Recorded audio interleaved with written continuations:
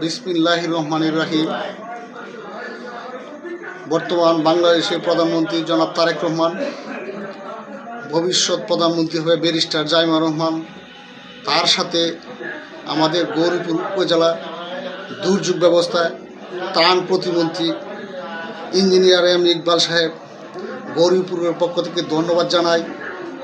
আমাদের জাতীয় ঐক্য রাখতে হলে রাষ্ট্রপতি হইতে হবে ডক্টর ইউনূস রাষ্ট্রপতি হলে জাতীয় ঐক্য হবে। আর চুপ্পু সাহেব অবশ্যই পদত্যাগ করতে হবে।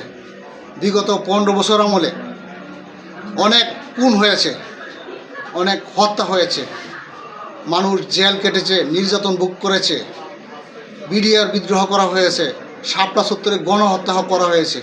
তখন তো চুপ্পু সাহেব কিছু বলেননি। বাংলাদেশের জনগণ চাচ্ছে তাকে পদত্যাগ করতে।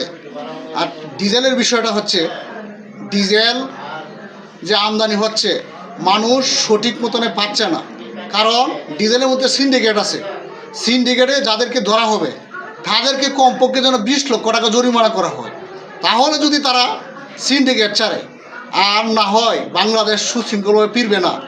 আর ভবিষ্যৎ প্রজন্মের জন্য জুলাই সনদ বাস্তবায়ন, এই রাষ্ট্র সংস্কার করতে হবে এবং যারা এখনও ষড়যন্ত্র করছে তাদের বিরুদ্ধে ব্যবস্থা নিতে হবে। আর আমাদের গৌরীপুর থেকে শুরু করে সারা বাংলাদেশে যতগুলা থানা আছে, থানা সভাপতি আছে, কিন্তু এগুলো কি করতে হবে? ওগুলো যদি দুর্নীতি করে তাহলে ওদেরকে বাতিল করতে হবে। এগুলা প্রত্যেকটা থানার মধ্যে তদন্ত করতে হবে। আর ইউনিয়ন থেকে শুরু করে যেখানে কমিটি হবে এবং কমিটি আছে, এগুলা কে দুর্নীতি করতেছে এগুলোকেও বাতিল করতে হবে। আর না হয় বাংলাদেশকে নতুন বাংলাদেশ গঠন করতে হলে বাংলাদেশে প্রতিটি জনগণের আকাঙ্ক্ষা পূরণের জন্য যারা দুষ্কৃতিকারী আছে, যারা ছাদাবাজ আছে, যারা সন্ত্রাস আছে এবং এবার ব্যবসা কারবার আছে, এগুলো সব বন্দি করতে হবে। বন্দি করতে হলে দেখতে হবে যে কেন বন্দি হচ্ছে না। প্রশাসনের যারা দুর্বলতা আছে তাদেরকেও বদলি করতে হবে। আর বিশেষ করে বাংলাদেশ সেনাবাহিনী আছে, সেনাবাহিনী প্রত্যেকটি থানার মধ্যে একজন করে ম্যাজিস্ট্রেট যদি দেওয়া হয় তাহলে বাংলাদেশে দেখবেন যে কোনো জায়গায় অ্যাবাউট ট্যাবলেট ব্যবসা করতে পারবে না, চাঁদাবাজিও করতে পারবে না। কিন্তু প্রশাসন ভয় পাচ্ছে। প্রশাসনকে ফোন দিলে প্রশাসন ভয় পায়।